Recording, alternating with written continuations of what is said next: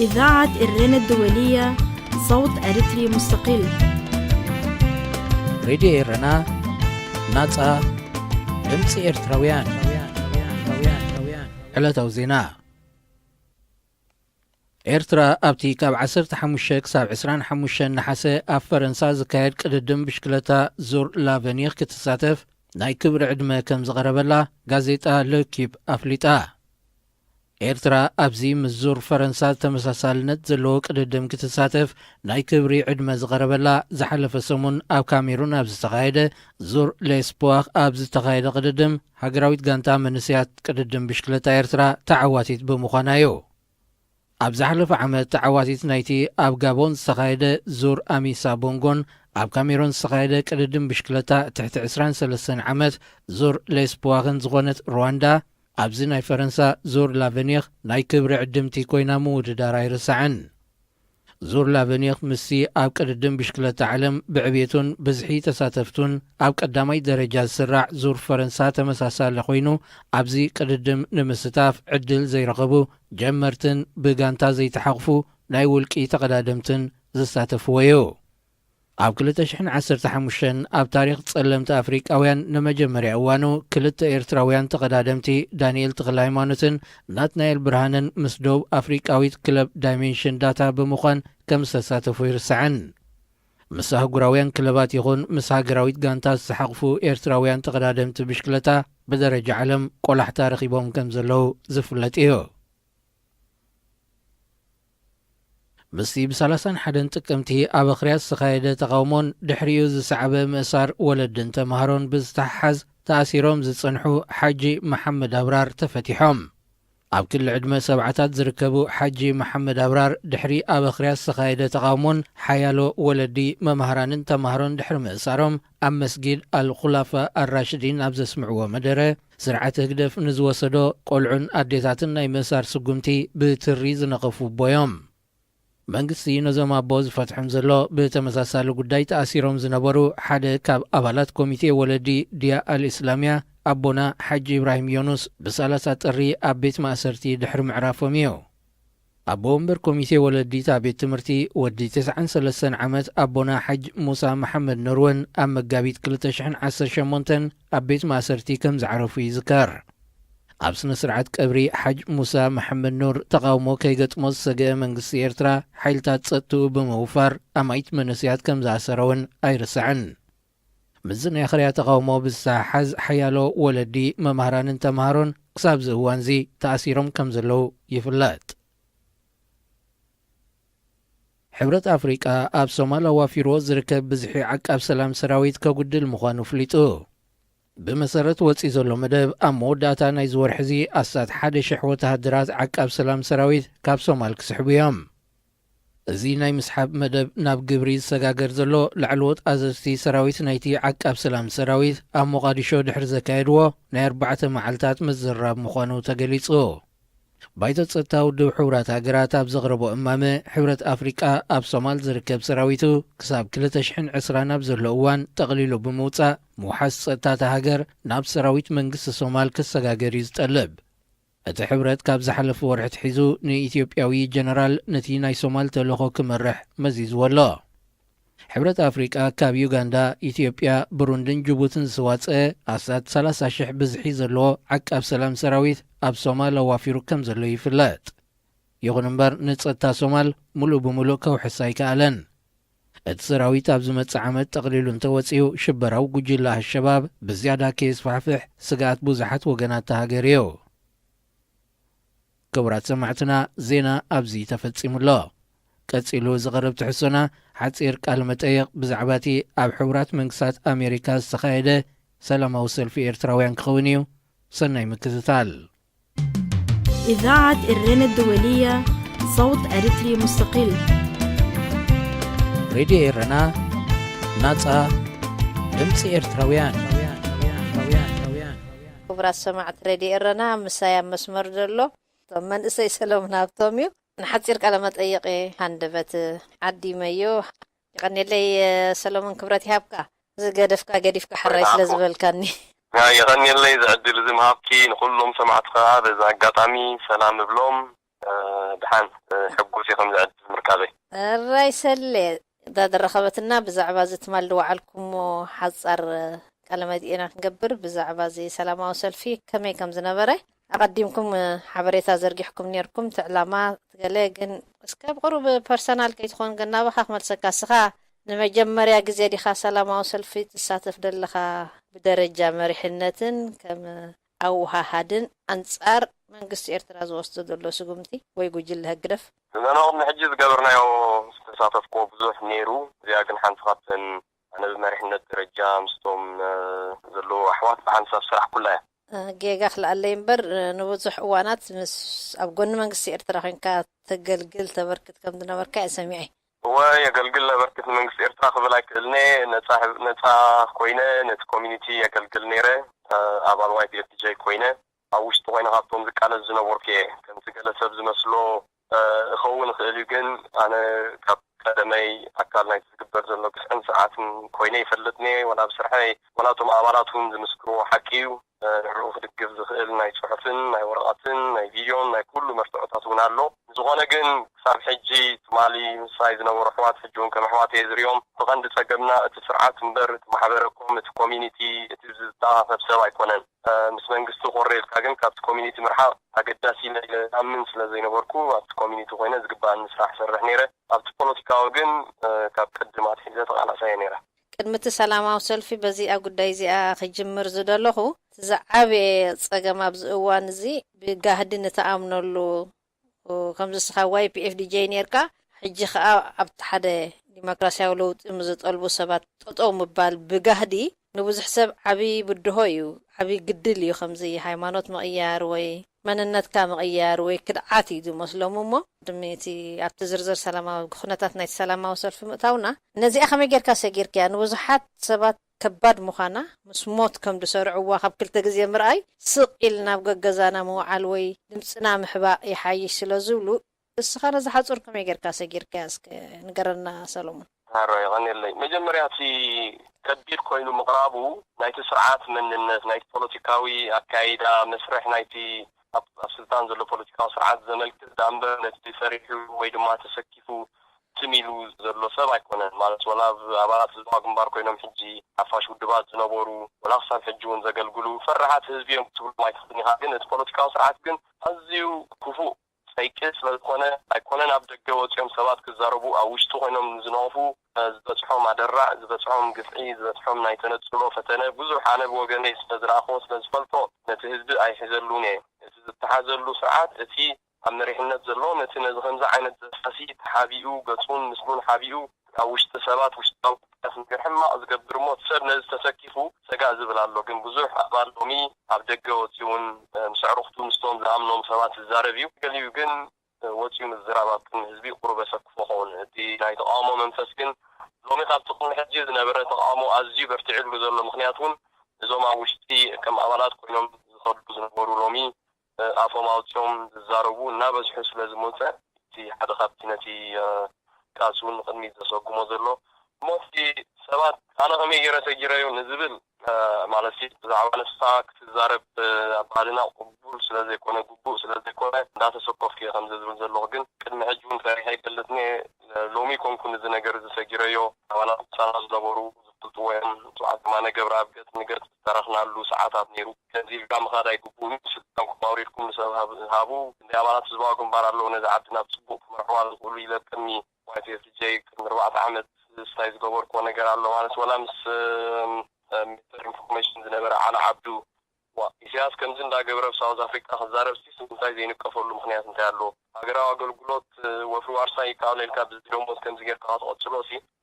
بيناي مرتوعين خنزسو قبرو نبقال كان محجز حطون زاربون زنبوركيو خاب كندي تارفين زلفان وردن نيرو صاحب حجنا على عبدو زير الصعو أمريكا بيزمنت تقميتكم كان زغتو لي والكومن زبل من سيهبوكن يمانا قبر أبون بوغونو نزوم سوا زياتهم زي فرحقوه من دابله باجوالنا نيروكن أنا بوغاني كم زبالكو في حت مبال صبغيو أنا خمزية خذ العيد اللي ولا صار حجي أكلنا كوميونيتي خونكا قلقيل كهف كيت جبنا يكونن طبعا هزبا جنبار مخان جبنا يكونن أبوه خوينو زكانش بزحف كم زلوا فلته إذا جسيرو أبكن مثل زي وطلع بالكاني مللي سرعات نايت بوليتيكا نايت زلوا أكايدات غير ندليو دامبر سب جنا قلنا ناي من قصة دقيفو قال خنتسك نبوريو صباحون كم خبصلينا نزليو ግን እንታዩ ንእሽተይ ነቐፌታ ከምዝኮሎ ሰብ ከምዚ ኮይኑ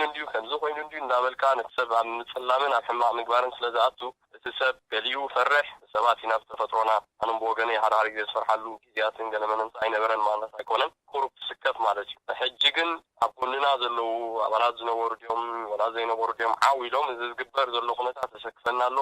ሃገርና ቤት ሰይድ ከም ዘላ ምርዳ ኣቢና ኣሎ ኢሎም ዓዊሎም ሰባት ዝዛረብሉ ስለዚ ማለት ነቶም ዝርድኦም ዘሎ ደፊርካ ምውፃእ ዘሰንብድ ኣይኮነን ካልእ ሰቡን ይኽረም ዝበሃል ዝበሃል ነገር ኣሎ ካልኣይ ከም ሞዴል ግዛነ ዝሪኦ ሰብ ኩሉ ግዜ እውን ዝጠቕሶ ቢትወደድ እዩ ሰብ ክንግዛእ የብልናን ንሓደ ሰብ ሓንሳብ ተደፊርካዮ ድሕሪኡ ናጽነት ሓርነት ካብኡ ዝጥዕም ከማን የለን እሞ ንሓድሕድና ክንዘራረብ ከለና ክንከባበር ኣለና ወላ ምስቶም ብፖለቲካ ምሳና ዘይሰምዑን ናይ ክብሪ ጋውን መንነቶም ነፍሶም ከነኽብሮም ኣለና ኣብቲ ፖለቲካ ወራእያ ግን ብድፍረት ዓዊልና ክንዛረብ ኣለና ነቶም ኣብ ውሽጡ ኮይኖም ዝቃለሱ ዘሎ ሕጂ እውን ኣጆኹም ብርትዑ ንሕና ኣብ ደገ ኮይንና ክንሕግዘኩም ኢና ዝብል መልእኽቲ ዘመሓላልፈሎ ክንዲ ብሓፈሽኡ ምዝራብ ኢለ ኤርታናትካ ውልቃዊ ተመክሮ ኣድሂቦሞ ናብታ ሰላማዊ ሰልፊ ክንብገስ ሰላማዊ ሰልፊ ትማሊ ኣብ ትሕቲ ፅንኩር ናይ ኩነታት ኣየር ኢኹም ኣሕሊፍኩሞ ሕጂ ከመይልኩም ኢኹም ወፂኹም ከመይ ነይሩ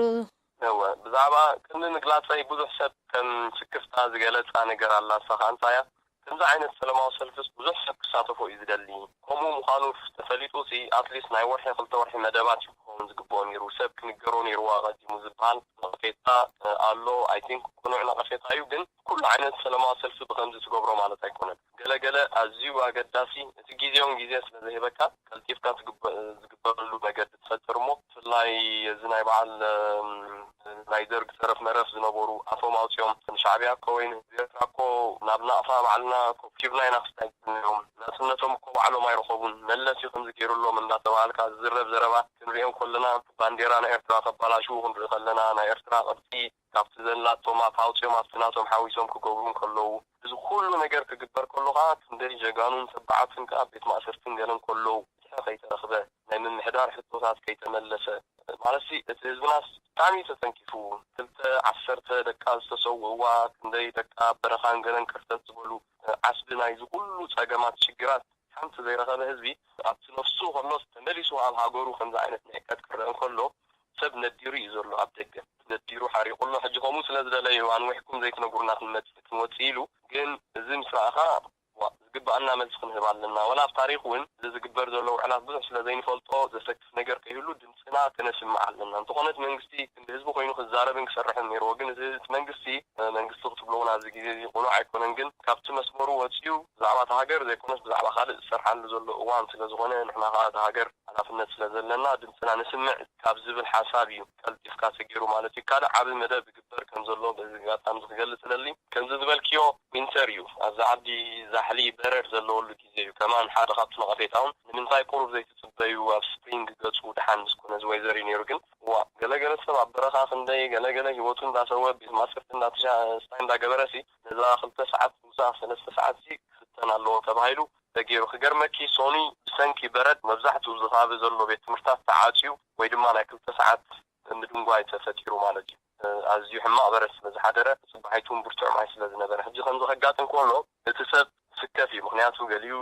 ናይ ክንደይ ሰዓታት ዘዊሩ እዩ ዝመፅእ ወላ ኣብ ቀረባ እንዳተቐመጠት መገዲ እውን ነውሖ ማለት እዩ እሞ ነዚ ኩሉ ነገር እዚ በዲዩ ሰብ ፅላል ሒዙ ማለት ክንዲ ዝቁፅር ልክዕ ክትብል ከብደካ እዩ ኣነ ዳርጋ 250 ኣቢሉ ሰብ ነይሩ ይብል ከምኡ ዓይነት ሰብ እሞ ኣብዚ ወይዘር እዚ ከምዝበልክዮ በረድ ኩሉ ከሎ ሰብ ካብ ጎዚ ወፅን እዩ ዝበሃል ወላ ካልእ እውን ኣይስራሕ ንብዚ ብሰንኪ እዚ ናይ ቤት ትምህርቲ ምዕፃው ሰባት ደቆም ክሕዙ ስለዘለዎም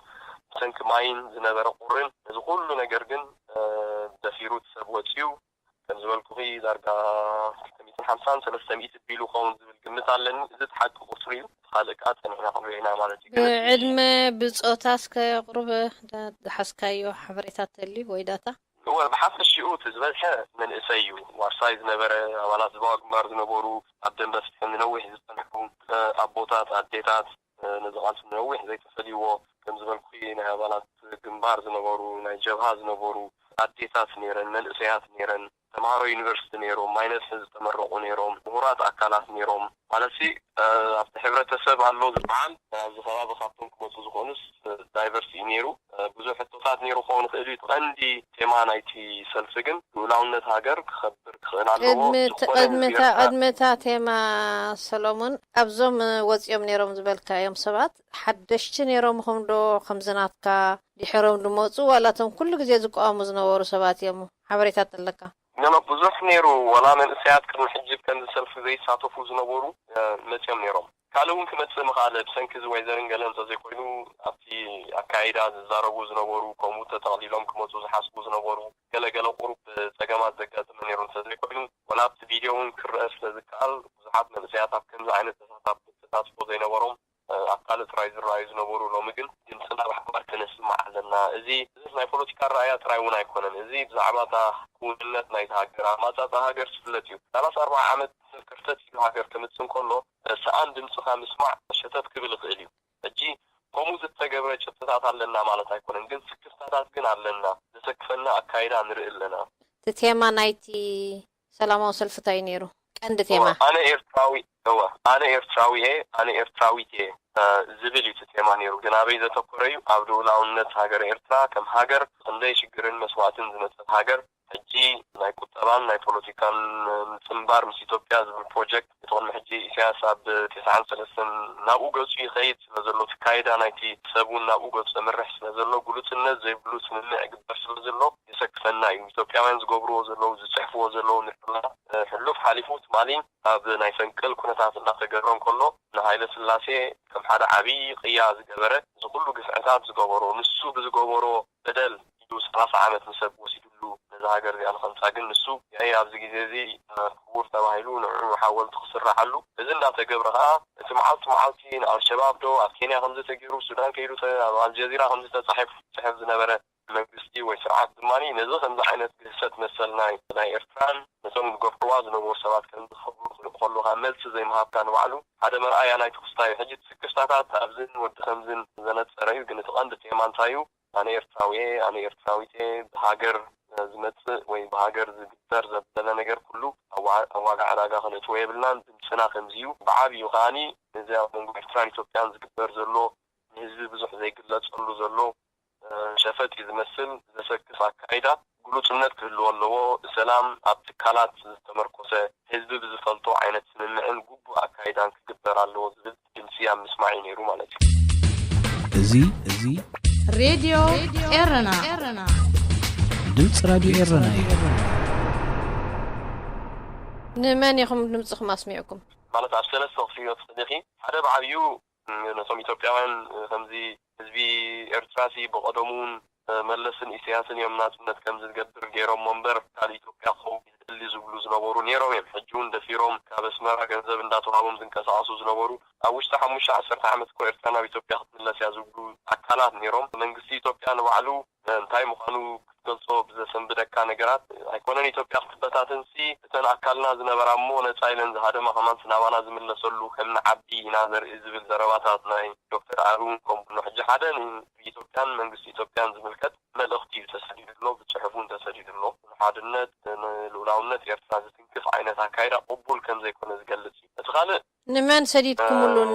تي امباسنا إثيوبيا ولا نتي منجسنا إثيوبيا ولا تي امباسنا إثيوبيا بدي سدله هو تلاقي ترايز له تشحف انبرنا نابعتهم بأكال مغاد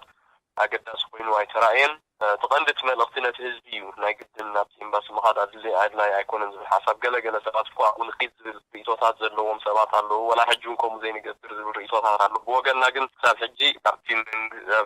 إمباسنا هاجر إيرتران أبناء ستيت ديبارتمنت نا أمريكان تقيو كان منجست إيرتراغات ملقتي كوهاب تفتينو مالتيو قن حدا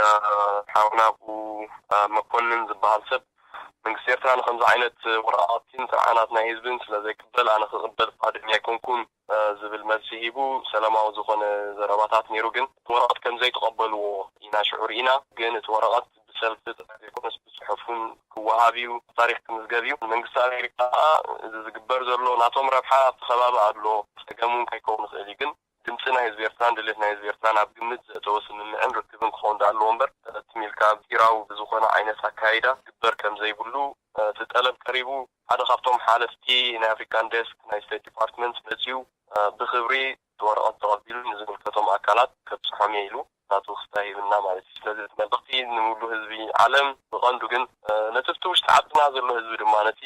ንክዛረብ መሰል ዘይረኸበ እውን ኣብ ክንድኡ ኮይንና ናትናን ንኮላይናቶም ናይቶም ከምዝናትና ድምፂ ዝድግፉ ህዝብን እውን ድምፂ ኣስሚዕና ማለት እዩ። እዚ ሰላማዊ ሰልፍታት ካብዚ ሓደ ዲሞክራሲያዊ ለውጢ ዝቃለስ ኣብ ዝወፀ ሃገር ዝነብር ኤርትራዊ ብዙሕ ፀዓቱ ካብ ዝወዳእሉ እዩ እሞ እዚ ናይ ሕጂ ካብቲ ናይ ቅድሚ ሕጂ ሰላማዊ ሰልፍታት ብምንታይ ክፍለ ክእል እንታይ ለውጢ ክርከቦ ክእል ማለት ሰላማዊ ሰልፊ ሓደ ካብቲ ምስ መንግስቲ ዝራኸበሉ መገዲ እንድዩ እንድሕር መንግስቲ ዘይሰምዓካ ኮይኑ ወይ ድማ ሓደ ቁልጡፍ ስጉምቲ ክወስድ እንድሕር ደሊኻ ሰላማዊ ሰልፊ ኢኻ ትገልጽ ኣብ ኩሉ ዓለም ምዕቡል ዓይነት ኣገባብ እዩ ብፍላይ እቲ ጎነፅ ዘይብሉ ክኸውን ከሎ ዝበለፀ እዩ ሕጂ ብዙሕ ወፃኢታት ኣለዎ ብዙሕ ድክም ይሰት ካብ ስርሑ እዩ ዘብኩር የዝናታትና ኩነታት ከዓ ኣዝዩ ይፍለ እዩ ማለት ዝኾነ ዓይነት ፖሊሲ ሕቶ እውን ኣይኮነን ብዛዕባ ሓደ ንእሽተይ ሕቶ ኮንካ ትዛረብ ዘለኻ እዚ መሰረታዊ ብዛዕባታ ሃገር ብዛዕባ ምሕደራ ብዛዕባ ተካይዳ ብዛዕባ ሰላም ኣብ መንጎ ኣሚን 20-30 ሺሕ ህይወት ትንፋስ ዝሕለፈ 20 ዓመት ንክንደይ ጀጋኑ ኣብ መሬት ከም መምኽኔታ ዝግበር ዝነበረ ግብሪ ገለ ክትርኢ ከለኻ ወላ ኣድካምዳ ይኹን እምበር መቐፀልታ ናይ ተቐድሚ ሕጂ ዝነበረ እዩ ብሕጂ ከዓ ክቕፅል እዩ ማለት ስለዘይተለምደ ገለገለ ሰበሰብ ክኸውን ግን ብመንግስቲ ሰላማዊ ሰልፊ ወፂእካ ጥርዓንካ ምቕራብ ሓደ ካብቲ ቅቡል መገዲ እዩ ምዕቡል ኣገባብ እዩ ከምኡ ክቕፅል ካላ ብድሕሪ ሕጂ እውን kana ኣጀንዳታት ክመፅእ ከሎ መንግስቲ ኣብ ጣውላ ኮይኑ ተሰሚዕካ ፅቡቅ እንተዘይሰምዐ ግን ከምዚ ዓይነት መገዲ ክቕፅል ኢለ ዝግምት ኣባና ከዓ ብዙሕ ሕቶታት ኣሎ ሕቶታት ናይ ስርዓት ኣሎ ናይ ሃገራዊ ኣገልግሎት ዝነበሩ ኣለዉ ጥሮታ ዘይወስዱ ተጋደልቲ ኣለዉ ገዛ ክረኽቡ ዝግብኦም ገዛ ዘይረኽቡ ኣለዉ ማዕረ ክወሃቦም ዝግብኦም ዝተኸልከሉ ኮሎኔላት ዋርሳይ ካልኦት ዝነበሩ ኣለዉ ናይ ክንደይ ሕቶታት እዩ ዘሎ እዚ ኩሉ ብመዓልቱ ክመፅእ እዩ ግን ንሕና ኣብ ክንድቲ ዓቕምና ኣብ ክንድቲ ካልእ ሰብ ኮይና እውን ድምፅና ኣስሚዕና ኣለና ማለት እዩ ከምዚ ዓይነት ኣገባብ ክቕፅል ይበሃላ ይቐኒለይ ግን እንታይ ዝብሉ ኣለዉ መሲልካ ሰሎም ንስኹም ሕጂ መንግስቲ ኤርትራ ፅገናዊ ለውጥታት ክገብር ወይ መርሕነት ኢሳያስ ለውጢ ክገብር ኢኹም ተሓቱ ዘለኹም ለውጢ ዘይገብር ክንሱ እናፈለጥኩም ማለት ክሳብ ሕጂስ ወላ ሓንቲ ምልክታት ናይ ለውጢ የለን ብመሰረቱ ስልጣን ክረክብ ካልእ ንለውጢ ዝተበገሰ ሓይሊ ክመፅእ ዘይትፅዕሩ ወይ ትሕተኹም ናብኡ ደረጃ እንታኹምኩም ደየደየብኩሞ ጽቡቕ ነቐፌታ እንድዩ ኣይተገብረን ወይ ድማ ይግበር የለን ክብላን ይክእልኒ ሓደ ግዜ ብዙሕ ኮሚታት ሕቶ ላዕሊ ወላ ነዚ ኣብ ስልጣን ዘሎ ሰብ ስለምንታይ መንግስቲ ኢልኩም ትፅውዕዎ ዘይተመርፀ ክነሱ ካብ 97 ቅዋማዊ ነገር ስለዘይ ስልጣኑ ናቱ ይኮነን ናይ መንግስቲ ትካላት ቅርፅታት እውን የብሉን ስለምንታይ መንግስቲ ትብልዎ ገለ ዝበሃል ኣሎ ሕጂ ብብዙሕ ዓይኒ ክትሪኦም ከለካ ንሱ ገሊኡ ሓቂ ኣለዎ ገሊኡ ቁሩብ ዝጋነን ክኾን ይኽእል እዩ ግን ኣብ ኩሉ ሚእቲ ብሚእቲ ክሰማዕ ኣለኒ ገለ ክትብል የብልካን ወይ ከዓ ከም ዝበልክዮ ኣብ ዘይሰምዓካ ደብሪ ክትመሃለን ስለዘይብልካ ንዘይሰምዓኩም እሞ ንዝናቀኩም ንዝፀርፈኩም ንምንታይ ጠለብ ተስምዑ ዝብል ኣሎ ግን እቲ ሰብ ከምኡ ክሪኦ የብሉን ወላ ትማል እውን ኣብ ሰልፊ ሓደ ዘጋጠመ ነገር ክነግረኪ ገሊኦም እሱራትና ይፈትሑ ቅዋም ተግበር ብሉ ነይሮም ገሊኦም ከዓ ንኦም ኢልና ንሓድስ የብልናን ባዕልና ኢና እሱራትና ንፈትሖም ዘለውና ሰራዊት ኣብ ኤርትራ ዘሎ ስጉምቲ ክወስድ ኣለዎ ስልጣኑ ንእሱራት ከስትሑ ቅዋም እቲ ህዝቢ ባዕሉ ከተግብር ኣለዎ ኣብ ደገ መንግስቲ ክንተክል ኣለና ከምዚ ክንገብር ኣለና ዝብል ገለገለ ርእቶታት ኣሎ እሞ ግን እንታይ እዩ ልማኖ ይኮነን እዚ ዝቐርብ ዘሎ ርእቶታት ናይ ህዝቢ ሓደ ካብቲ ኣገባብ ናይ ኣቀላልሳ ህዝቢ ድምፁ ንክስማዓሉ ዝጥቀመሉ ኣገባብ እምበር ኣቢልካ ኣብ ዝናታትና ኩነታት ህዝቢ ባዕሉ ስልጣኑ ተረኪቡ ዘድልዮ ህዝባዊ ትካላት ተኺሉ ነቶም ባዕሎም ካብቲ ጎኒ ህዝቢ ሪሕቆም ዘለዉ ኣይተድልዩናን ኢኹም ወይ ድማ ግዚኡ ኣኺሉ እዩ ተወዲኡ እዩ ኣካል ናይትኹም ምባልካ በቃ ይኣክን ዝብል ጭርሖውን ትማል ብዙሕ ስማዕ ነይሩ እሞኒ ሕጂ ከምኡ ክርድኦ የብሉን ሰብ ዘሎ መንግስቲ ለጂትመሲ ሃልይዎ ባዕሉ ኩሉ ገለ ክገብር ዘይኮነስ ኣብዚ ግዜ እዚ እቲ ናቱ ለጂትመሲ ባዕሉ ቀንጢጥዎ እዩ ሕጋዊ ዝኾነ ናይ ህዝቢ ወኪል ኤርትራ ክትብሎም ናይ ትኽእልኒ ኢኻ ሓደ ካብቲ ጭርሖ ዝነበረ እውን ንሱ እዩ ዝኾነ ንህዝቢ ዘይውክል ዝግበር ዘሎ ስምምዕ ናትና ወኪል ኣይኮነን ንሱ ንሕና ኣይኮንናን ንሕና ከዓ ንሱ ይኮነን ኣብቲ ዜግነት ኩልና ንከባበር ኢና ኣብቲ ሪፕሬዘንቴሽን ግን ንዓና ወይ ድማ ንህዝቢ ኤርትራ ዝውክል ኣካል ከም ዘይኮነ እዚ ግዜ እዚ እቲ ሰብ ገሊፁ ነይሩ እሞ ብኸምኡ መንፈስ እንተናዮ ይሓይሽ ዝብል ከምዚ ክግበር ከሎ ግን ካልእ መገዲ ዝበለፀ ዓይነት ኣገባብ ባዕልና ናይ ምግባር ተኽእሎ ስለምንታይ ዘይንገብር ግን ቅቡል እዩ እስራሕ ኣሎ እቶም ከምኡ ዝብሉ ኣካል ናይቲ መስርሕ ክኾኑ ከዓ በዚ ኣጋጣሚ ዝፅዋዕ ማለት እዩ ሰላማዊ ሰልፊ ኣይፈልጦን እየ ከመይ ድውደብ ሰላማዊ ሰልፊ ተመክሮ ይብለየን ከተረዳእኒ የደልየ ማለት በበይን ዓይነት ጭርሖታት የድርኢ ነይረ ባዕላቶም ቆቆሪፆም ዝሰዱልና ነበሩ ኢሳያስ ጎንደር ይኸይድ ይብል ሓደ ገለ ይብል ሕጂ ሰላማዊ ሰልፊ ክትሓስቡ ከለኹም እዚ ጥራይና ዝብል ኢልካ ተሰማማዕ ዲኻ ወይሲ ሰብቃሕ ዘዝበሎ ቃሕ ዘዝበሎ ጭርሖ ጽሒፉ መጽእ እዩ ኣብኡ ድዛረብ ከምኡ እንተኾይኑ ክዕላሙ ናይ ሓቂ ክወቅዕ ክእል እዩ ካለ መስልኪ ገለገለ ሰባት ንኸምዚታት ንኸባላሹ ዝላእኹ ከም ዘለዉ ኩሉ ግዜ ንፈልጦ ኢና ሰብውን ክጋገ ይብሉን ንሕና ንኢሳያስ ጎንደር ይኽድ ዝብል ጭርሖ ንጭርሕ ኣይ ነፃናን ከምኡ ዝብል እምነት እውን የብልናን ኣብቶም ዓይነት ሕሱር ዝኾነ ፕሮፓጋንዳውን ክንከይድ የብልናን ዝብል እዚ ምናልባት ናተይ ርእይቶ ክኸውን ይኽእል እዩ ንኩሉ ኤርትራዊ ዜጋ ከነኽብሮ ግባአናዮ ወላምቶም ምስቶም ፖለቲካ ገለ ዘይንሰማዕ ሰባት እውን ኮሚታት መንፈስ ናይ ምክብባር ኩሉ ኣለዎ ባህላየ ደንቀንዲ ጭርሖ ዝነበራ በቶም ዘካይዱ ዝተዳለዋ ኢኖ ንሰላም ንድግፍ ኢና ግሉጽነት ዘይብሉ ተሓታትነት ዘይብሉ ዓይነት ኣብ ውልቀ ሰባት ዝግበር ስምምዕ ግን ኣይንቕበሎን ኢና ዶክተር አብይ ምስ ወኪል ህዝቢ ኤርትራ ዝኾነ ቋማዊ ስርዓት ዝኽተል ኣካይዳ እንተዘይኮይኑ ኣብ መንጎ ኢሳያስን ኣብ መንጎ ዶክተር አብይን ዝግበር ንሕና ዘይንፈልጦ ተሰክፈናዮ ወይ ድማ ኣይንቕበሎን ኢና ዝብል ነይሩ እዚ ዳርጋ መቆጠታ ምሕጂ ዝነበረ እዩ ተበገስ ንዳግማ ይፈቅል ንመንግስቲ ዝተኸለ ህዝቢ እዩ ነዚ ዘሎ መንግስቲ ዝብል ንባዕሉኻ ምን ቃልካ ናይ ህዝቢ ስራሕ ስለዚ ንሕና እውን ንዕውን ተበጊስና ኣለና ኢድኩም ኣክቡልና ኤርትራ ናይ ህዝቢ እምበር ናይ ኢሳያስ ጥራይ ኣይኮነትን እንደውም ናይ ተሓንፀት ዝብል ኣነ ኤርትራዊ እየ መሻርክቲ ኤርትራን ኣዕሩኽትን ኩልኩም ኣብ ልኡላውነት እቶ ምልክት ከኣቱ የብሉን ዝብል ጭርሖታት ነይሩሞኒ እዚዩ ነይሩ ገለገለ ሰባት ግን ወላ ብቪድዮ ቀዲሖም ባዕሎም ገለ ከምዚ ነውራም ዝኾነ ነትሰልፊ ከባላሹ ዝኽእል ዘረባታት ሰድዮም ንሕና ግን ኣብ ኮማነት ሕሱር ፖለቲካ ክንኣቱ እንደለን ኢና ሰተኸባቢሩ ከይድና እንደሊ ኣብ ሓተካ ሰሎሞን ንስኻ ካብቲ መራሕቲ ናይቲ ሰላማዊ ሰልፊ እንድሕር ኮንካ ንኸምዚታት ዓይነት ነቲ መሰረታዊ ዕላማ ናይቲ ሰልፊ ከዘንብዕ ዝኽእል ጭርሖታት ክትጠጠው ከተብልዎ ወይ ክትቆፃፀርዎ ሓላፍነት የብልኩም እንዲኹም ኣለና ተገይሩ ኢኻ ምናልባት ኣነ ዘይረኣኽቦ ገርሃል ክህሉ እንተረኣኺሉ ክንሪኦ ኢና እዛ ሕጂ ዝበልክያ ኢሳያስ ንጎንደር ይኸይድ ገለ ዝብል ኣነ ብወገነይ ኣይሰማዕኩዋን ምናልባት እንድሕር ተገይራ ኮይና ገለ ሰብ ግን ከም ዝብለክ ዘባላሹ ሰባት ኣለዉ ንዕኡ ከባላሹ ተላኢኾም ዝመፁ ሰባት እውን ኣለዉ እዚ ምስሕተ ይብልና ሰብ ኣብ ከምዚ ዓይነት ደቀቕቲ ወይ ጉድለታት ክኾን ይኽእል ወይ ድማ ከም ገለ ሰብ ሰኒዑ ዘውፅኦ ኣብ ክሳይ ክኣቱ የብሉን ኣብ ድንግርግር ክኣቱ የብሉን ንሕና ልዕሊ ከምዚ ዓይነት ናይ ሓሶት ፕሮፓጋንዳ ኢና ንሕና ብፍቕርን ብምክብባርን ሰብ ካብዚ ዘሎ ናይ ሓደ ሰብ ድሌቱ ዝገብረሉ ዘሎ ናብ ህዝቢ ዝኸብረሉ ህዝቢ ክብሪ ደልሎ ህዝቢ ሓበሬታ ደልሎ ዝብል ንኩሉ ኣብ ፖለቲካ ዓለም ዘሎን ዘየለን ኤርትራ ከዓ ብምኽባር ዝርኢ እዩ ማለቶም ህግደት ዝበሃሉ ብምኽባር ክረኣዩ ግቦም ሰባበይ ዓዱ ካበይ በቂሉ ብዙሕ ኣብ ግምት ከኣቱ የብሉን ክከባበር ዝግቦ እሞ ንሕና ብዝግባአና ተዓቕምና ሰሪሕና ኢና ግን 300 ዝኾኑ ሰብ ክመፅእ እንከሎ እሞ በትን ተበታቲኑ ከሎ ሰብ እንታይ ኢሉ መልእ ኣብ ክስታዩ ኣይትፈልጥ ኢኻ ጌጋ ዝተገብረ ነገር እንተሎ ግን ኣብ ክንዲ ካልኦት ኮይነ ይቕሬታ ካሓትቱን ደስ ይብለኒ ግን ኣይሰማዕኩ እንታ ነገር በዓለ ጌጋ ክላለይ እምበር ኣነ ከምኡ ዝሰማዕኩ መሲልኒ ኣብዚ ፌስቡክ ሓደ ካልእ እንታይ ኣሎ መሲልካ ሰሎሞን ነቲ ኣብ ኤርትራ ዝኸይድ ዘሎ ነገር ለውጢ ዘይደሊ ሰብ ወይ ሓደ ጌጋ ነገር ይግበር ከም ደሎ ይርዶ እዩ ስጋው ሕጂ ዝኸድናያ እውን እኹል መረጋገፂ እቲ ኣብ ኤርትራ ተፈጢሩ ዘሎ ህሉ ኩነታት እሞ ገለ ሰባት ግን እንታይ ይድብሉ ኣለዉ እዚ ኣብ ውሽጢ ህግደፍ ኮንካ ጥራይ እዩ ክፍታሕ ዝኽእል ኣብ ውሽጢ ህግደፍ ዘለዉ ጥራይ እምነት መንግስቲ ክስምዕዎ ዝኽእሉ እሳቶም እውን ኩሎም ኣብ መሰረታዊ ዓበይቲ ጉዳያት ናይ ኤርትራ ከምዚ ኩሉ ሰብ ተቃውሞ ስለ ዘለዎም እዚ ናይ ኢትዮጵያ ኩነታት ዝምድናታት እውን ብዙሕ ርዱእ ስለ ዘይኮነ ኣብ ውሽጢ ኮንካ ክትቃለስ ዘለካ እሶም እዮም ክቃለሱ ዘለዎም ድብሉ ሰባት ኣለዉ ነቲ ህግደፍ ገገዲፍናያ እንተወፂና ከምዚ ስኻ ፅዒርካ ገዲፍካ ወፅኻ ከም መብዛሕትና ዝገበርናያ ማለት እዩ ውፅኢታዊ ኮነ ንብሉ እሞኒ እንታይ ርእይቶ ኣለካ እስከ ምስናትካ ተመክሮ እንታይ ክትብሎም ትደሊ ነዞም ከምኡ ድብሉ ደሎ ግብራዊ ዲኸ ሓቂ ዲኸ ከምኡ ክከኣል ድዩ ዝኾነ ስራሕ ብቐንዲ ዕላማ እንዲ ዘገድስ ናብኡ ንኽትበፅሕ ዝሕግዙኻ ናይ ውሽጥን ናይ ደገን ስርዓት ኣለዉ ናጽነት ኤርትራሲ በትብረት ሒዙ ዝተጋደለ ኣብ ውሽጢ ኮይኑ ጥራይ ኣይኮነን ነቲ ቀንዲ ቀላሲ መራሒ ዝነበረ ግን ትፍቲ ውሽጢ ዝቃለስ ዝነበረ ኣብቲ ውሽጢ ንባዕሉሲ ኣብ መሪሕነት ኮይኑ ኣብ ካልእ ቦታ ርሒቕ ኢሉ ዝቕመጥ ሕርሽ ዝግብር ሰብ ነይሩ ገሊኡ ካብቲ ግንባር ኮይኑ ዝጣወስ ነይሩ ሕጂ እቲ ግንባር ዝጣወስ ዝነበረ ዝተሰውአ ኣብቲ ኣበርክቶ ናይቲ ሃገር ዝለዓለ ደረጃ ዝተፃወተ ንሱ እዩ ግን ኣብቲ ትሕቲ ድሕሪ ኮይኑ እውን ዝሕግዝ ገለውን ኣካላት ኣድልየካ እሞ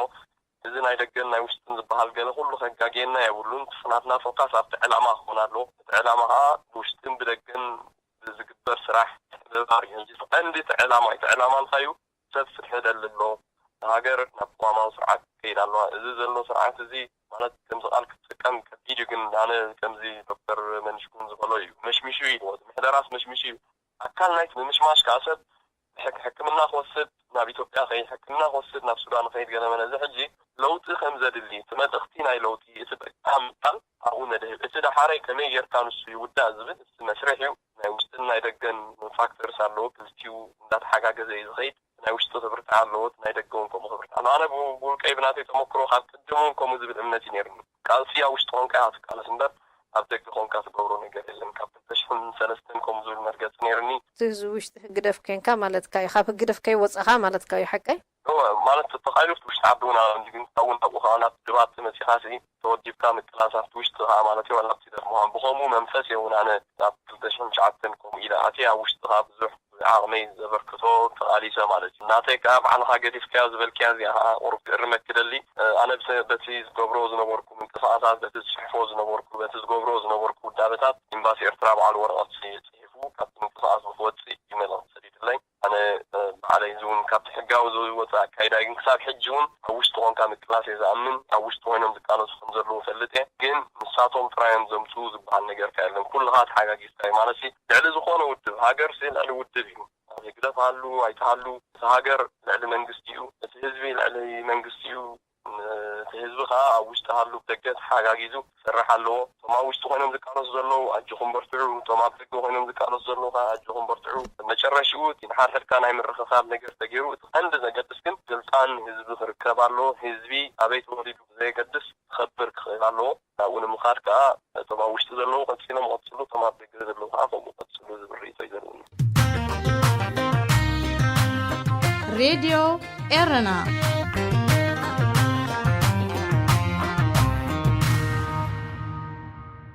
ቅሬታ ክሓተካ በልታ ገዲፍካ ያድበልኩኻ ከምዚ ባዕልካ ገደፍካየ ይመስልኒ ገደፍ ባዕሎም ከም ዝሰገጉኻ ሳይፈለጥኩም ከምኡ ከም ዝገብሩ እውን ኣይፈልጥኒ ልሙድ ድዩ ዋላ ባኻ እዩ ተጀሚሩ ወይ ኣብ ካልኦትን የጋጥም ነገር እዩ ኖ ልሙድ እዩ ዝዳ እሞ ማለሲ ስገራ ኣይኮነን ናድሓና ኣብቲ ንእሽተይ ነገር ወላ ብውሽጢ ዓዲ ወላ ብደገሲ ክንደይ ከምኡ ገብሩ እዮም በልዩ ምናልባት ንምስርራሕ ብዘይ ወረቐት እዩ ኣነ ክንደይ ግዜ ከምኡ ተገይርለይ እቲ ናይ ምንስርራሕ ቃላት ብዙሕ ኣይግደሰሉን ነይረ መጨረሻ ግን ብወረቐት ንክፅሓፍ ተገዲዶም ማለት እዩ እሱ ከዓኒ ተቐቢሉ ብዙ ዘሰክፈል ነገር ኣይኮነን ኣነ ምክንያት መስጎጊኻ ከይነግሩካ ድዮም ስለዝነግሩና ደኣበይ እሞ ከምዘይክብሉ ስለዝፈልጡ ኣይነግሩኻን እዮም ንዓይኒ ባዕሉ ከምቲ ግቡእ መስርሕ ኣብ ኣኼባ ክትፅዋዕ ኣብ ኣኼባ ተፀዊዕካ እዝንዝን ጌርካ ኣለካ ትበሃል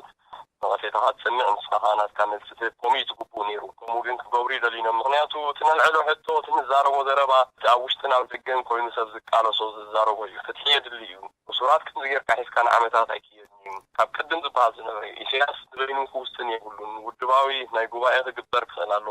ስልጣን ህዝቢ ክርከብ ኣሎ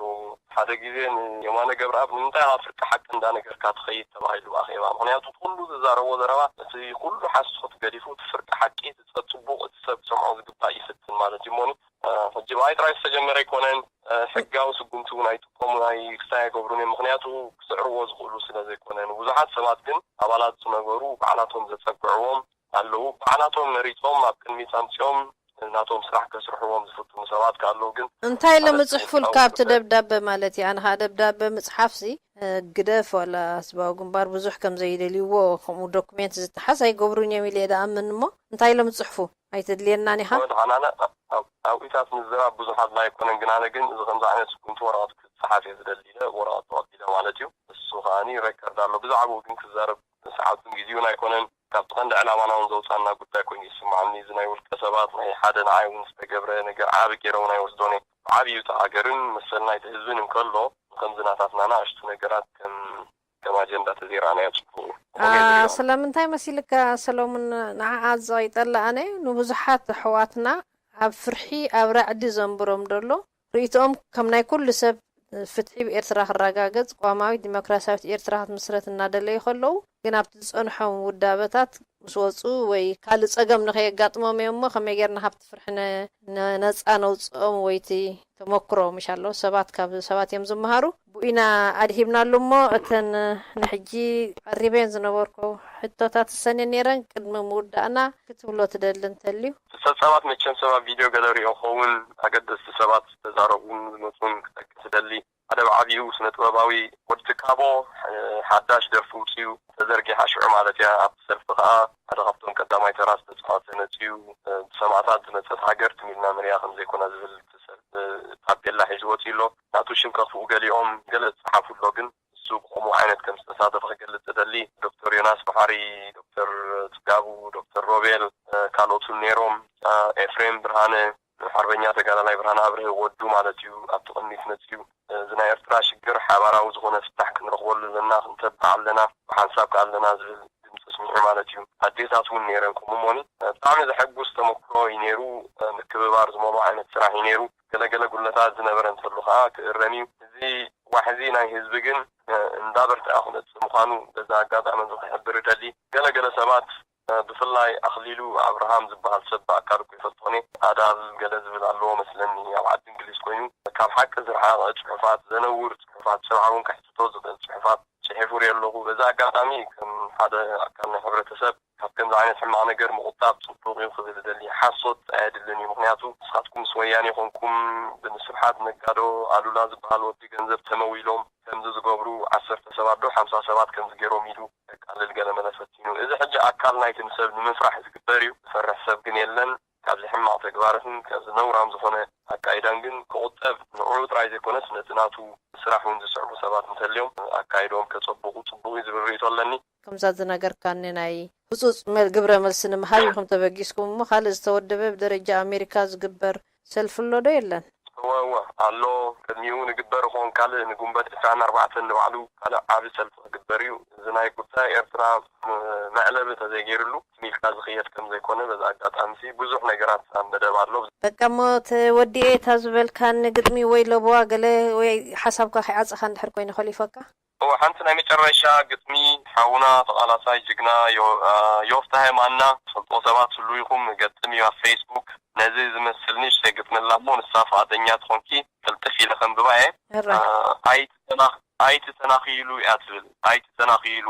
አንዲሁ ዝወፈረ ንርስቱ ንመሰሉ ዝተመልሰብ ዓወት ባንዴራ ዓቲሩ እቲ ዋና ፈንቅል ዋና ገድሉ እቲ ዋና መሬቱ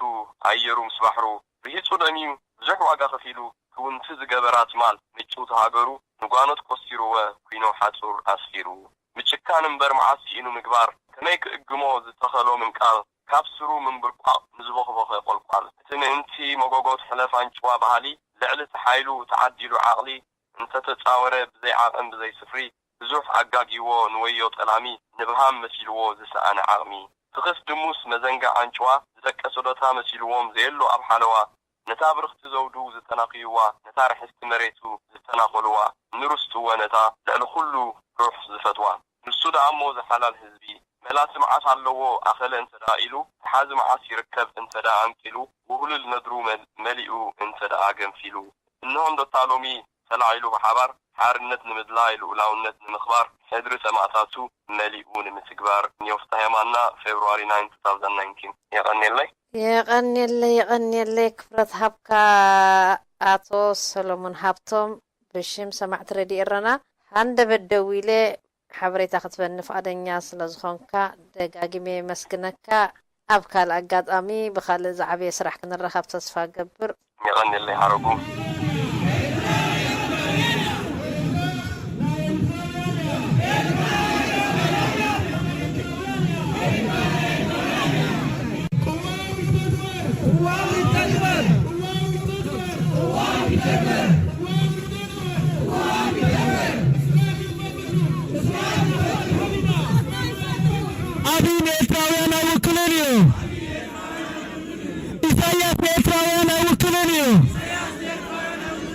ኢሳያስ ኤርትራውያን አይወክሉንም።